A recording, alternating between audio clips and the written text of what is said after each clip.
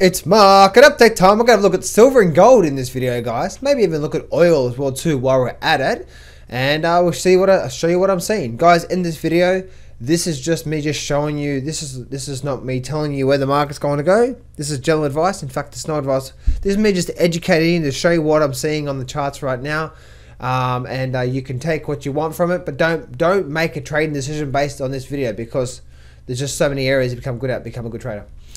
Anyway, guys, that's yeah, just classes, education, and yeah, let's move forward from there. Anyway, guys, first link in description, click on that. I'm running a live training event, and that's coming up real soon, so make sure you click on that, and I'll see you on the live training. Anyway, let's get straight into it.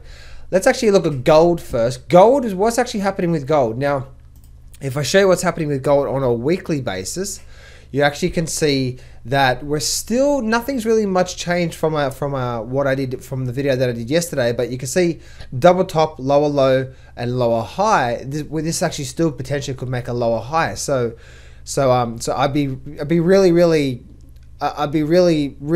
sort of watching what's going to happen this week to see whether we do make the lower high, or whether we run up and make this sort of hit the 1300 level first. Now, the next thing I want to say is by looking on the daily chart. By looking on the daily chart on silver and gold, one thing that we can see is that it's actually been in an overall big channel here.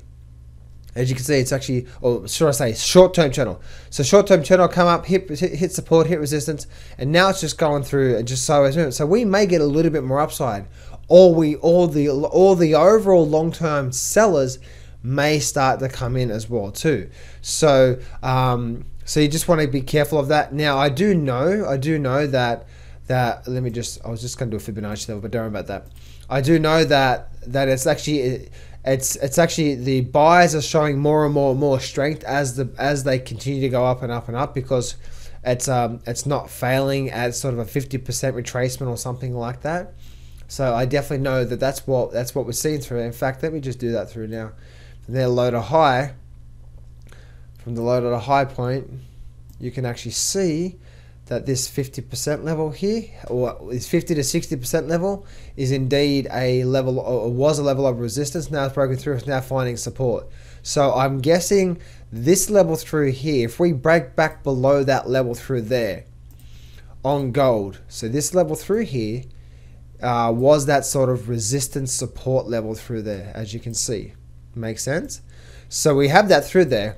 We have this resistance, we have this support. If we break back below and we start to close, especially back below these levels, back below the channel, back below these levels through here, that's going to cause obviously the weekly chart to head back down, and that'll be the level that I'd be watching out for on gold. Let's go have a look at now at silver.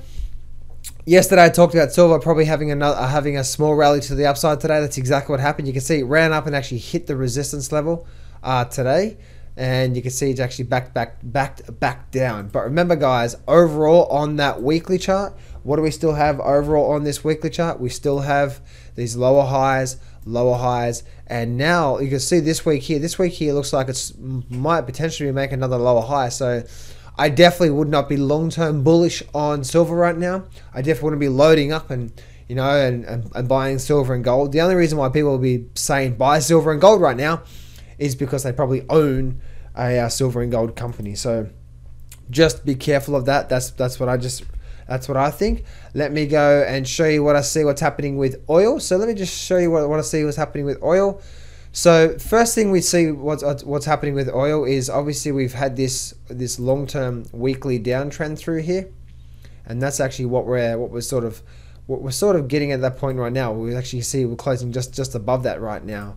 Now, what's happening with oil overall is, and I know a lot of people have been bearish on this, and I know that someone's been bearish on this for quite some time, but let's look at this as what's been happening here, right? We had a high, a lower high, a low, a lower high, a lower low.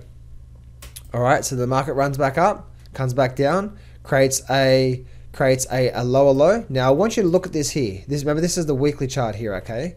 I want you to look at this. As this market has made this lower low, you can see this here was the sort of the low point through here, the last low point through here, and now you can see that now you can see that this whole level through here was support, support, support.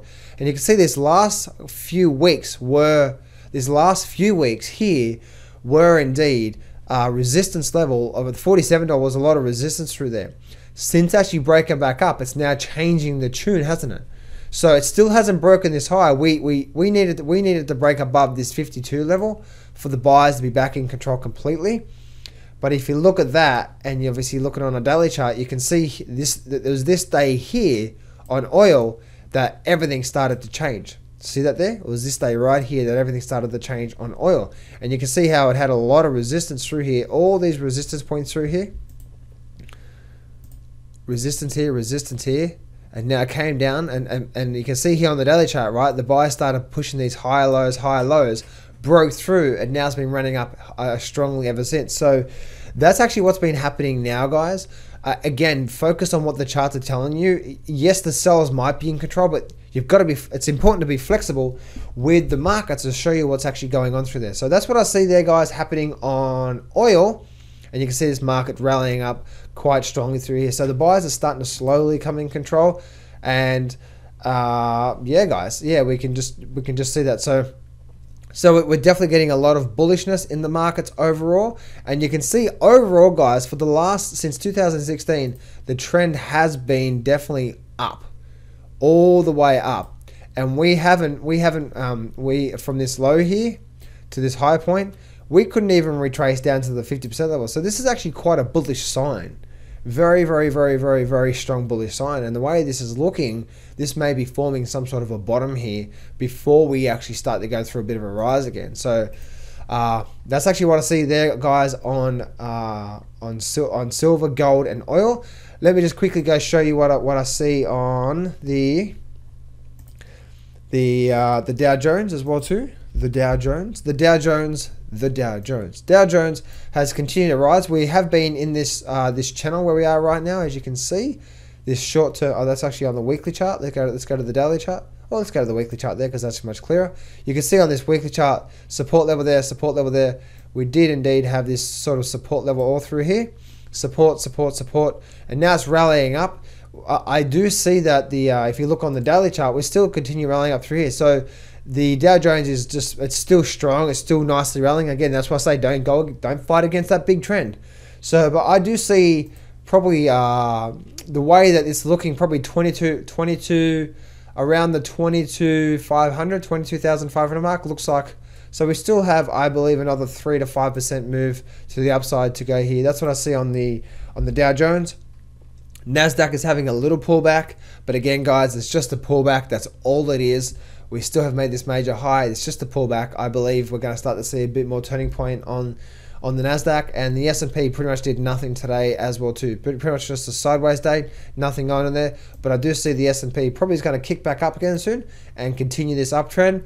And I see this S&P getting up towards probably the top of this trend line. So that'll be anywhere from at least say probably around between the 2,500 and 2,550 mark. That's what I do see there. So anyway, guys, that's a little market update for you guys. Hope you guys enjoyed this. Remember, I'm running that live training event, so click on that first link in the description and I'll see you on there. Anyway, guys, that's it for me. I'll see you next time.